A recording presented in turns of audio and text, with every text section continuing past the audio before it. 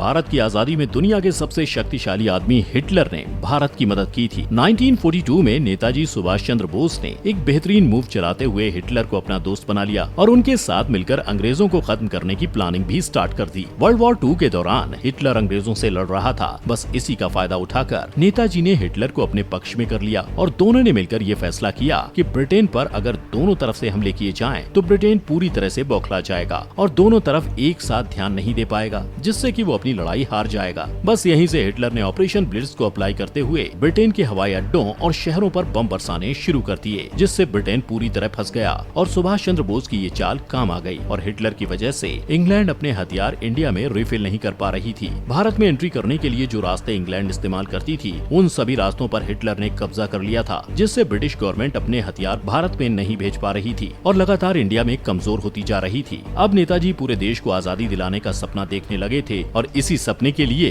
अब नेताजी के लिए एक लाइक तो बनता ही है। वहीं दूसरी तरफ सुभाष चंद्र बोस के सकारात्मक रवैये के कारण जापान भी उनसे काफी प्रभावित हुआ। नेताजी ने जापान से भी मदद ली। उन्होंने जापान के पीएम टोजो से बात करके युद्ध में पकड़े गए ब्रिटिश इंडियन आर्मी के सभी सैनिकों को रिहा कर दिया और फिर वो सैनिक और साउथ ईस्ट एशिया में रहने वाले भारतीय नागरिक नेताजी की आजाद हिंद फौज में शामिल हो गए। इस फौज को हथियार और पैसा जापान दे रहा था। जापान से दोस्ती निभाते हुए आजाद हिंद फौज के सैनिकों ने बर्मा और मणिपुर में अंग्रेजों के खिलाफ मिलकर 2 युद्ध लड़े। इससे पहले सुभाष चंद्र बोस ने वादा किया था कि 1 साल के अंदर अंदर आजाद हिंद फौज को आजाद भारत में लेकर आएंगे और उनकी ये बात सच भी साबित हुई। वर्ल्ड वॉर 2 में जापान ने ब्रिटेन से जीते हुए अंडमान और निकोबार आइलैंड को नेताजी को दे दिया, जिसके बाद नेताजी ने यहाँ पर स्वतंत्र भारत की एक स्थायी गवर्नमेंट बनाई, जिसे 9 देशों ने मान्यता दी। इसमें जर्मनी, जापान, फिलीपींस और इटली भी शामिल थे। भारत के इस आजाद आइलैंड पर पहली बार भारत का तिरंगा लहराया गया और आजाद जगह के सबसे पहले प्रधानमंत्री थे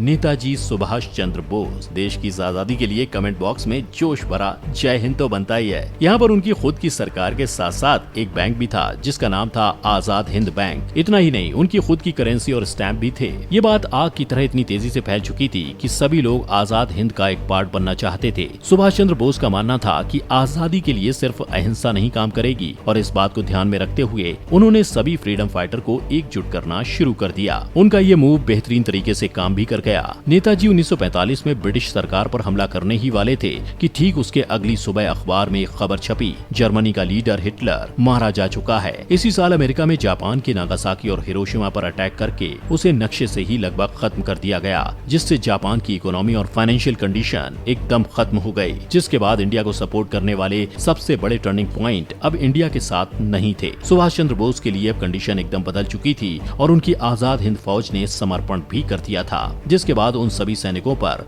लाल किले में मुकदमा चलाया गया और उसी दौरान 18 अगस्त 1945 नेताजी की मिस्टीरियस प्लेन क्रैश में मौत हो गई, जिसकी वजह से उनका यह सपना अधूरा ही रह गया। लेकिन आजादी को इतना करीब देखकर फिर से दूर जाते हुए देखकर पूरे भारत के लोगों में एक आग सी लग गई और उन्होंने सड़कों पर उतरकर भारतीय सैनिकों के साथ जबरदस्त तरीके से प्रोटेस्ट करना शुरू कर दिया। लेकिन नेताजी के अलावा आजादी में सबसे बड़ा योगदान है गांधी जी का भी। बेशक है, इन दोनों की सोच अलग अलग थी, लेकिन फिर भी दोनों का उद्देश्य एक था। सत्य और अहिंसा को अपना हथियार बनाकर देश की आजादी के लिए लड़ने वाले महात्मा गांधी ने अंग्रेजों के स्ट्रक्चर और इकोनॉमी पर जबरदस्त तरीके से चुपचाप नीति वाला वार किया। गांधी जी के द्वारा चलाए गए चंपारण आंदोलन से पहले देश में गरीबी और भुखमरी से लोगों की मौतें हो रही थीं। महात्मा गांधी के 1917 में किए गए चंपारण आंदोलन के बाद अंग्रेजों को भारतीय किसानों की जमीन के लिए उन्हें मुआवजा देना पड़ा। इतना ही नहीं, उस वक्त हमारे ही देश में हमारे ही किसानों के द्वारा उगाए जाने वाले उत्पादों को बेचने के लिए उन्हें टैक्स देना पड़ता था। अंग्रेजों की इसी नीति का जवाब देने के लिए नमक सत्याग्रह शुरू किया गया, जिसके बाद अंग्रेजों को मजबूर होकर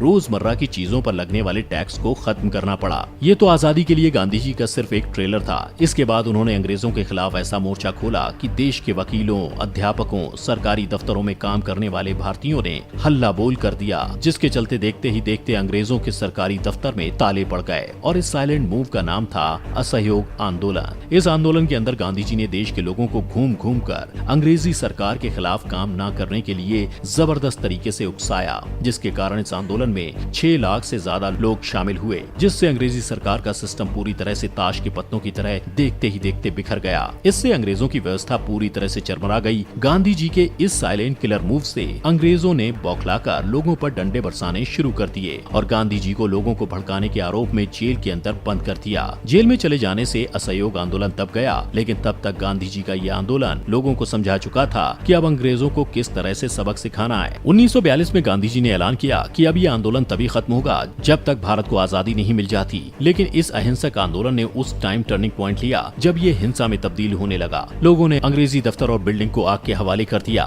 इतना ही नहीं, उन्होंने अंग्रेजी अफसरों को खुलेआम मारना भी शुरू कर दिया, जिसके बाद अंग्रेजी सरकार को अब ये समझ में आ चुका था कि अब उनके दिन भारत में ज्यादा नहीं बचे हैं। और इसी के साथ नेताजी के आक्रामक और गांधी जी के अहिंसक तरीकों के चलते अपने भारत को 1947 में आजादी मिल गई। और इसी आजादी के जश्न में कमेंट में आई लव माई इंडिया जरूर लिखिएगा। लेकिन जरा सोचिए, अगर वर्ल्ड वॉर के दौरान हिटलर इंग्लैंड की इतनी हालत खराब नहीं करता तो क्या हिटलर के बिना हमें आजादी मिल पाती? जर्मनी और जापान जैसे देशों ने हमारी हेल्प सिर्फ इसलिए की क्योंकि हम सभी का दुश्मन इंग्लैंड ही था। अगर ऐसा नहीं होता तो शायद ही ये दोनों इंडिया की मदद करते। वर्ल्ड वॉर के दौरान ब्रिटेन खुद के जलते हुए घरों को बचाने की पूरी कोशिश कर रहा था और दूसरी तरफ इंडिया से उसका शिकंजा धीरे धीरे कमजोर हो रहा था। बेशक दो अलग अलग विचारधाराओं वाले लोग यानी गांधी जी और नेताजी का रास्ता बेशक अलग था, लेकिन उनके साथ साथ देश का हर नागरिक आजादी की सांस लेने के लिए सड़कों पर उतरने के लिए एकदम तैयार था। और लोगों के इसी आजादी के जुनून ने अंग्रेजी हुकूमत की पैंट गीली कर दी थी। वर्ल्ड वॉर 2 का होना इंडिया के लिए मजबूत पक्ष साबित हुआ क्योंकि सिर्फ 5600 लोगों की आजाद हिंद फौज ब्रिटिश सेना के सामने कहीं नहीं टिकती, क्योंकि उस समय ब्रिटिश सेना के पास आधुनिक टेक्नोलॉजी के हथियार थे और अगर वे उनसे लड़ते भी तो अंग्रेज उनके साथ ठीक वैसा ही करते जैसा कि वो 200 सालों से करते हुए आ रहे थे, जिसके कारण भारत को आजादी मिलने में शायद थोड़ा और ज्यादा टाइम लगता।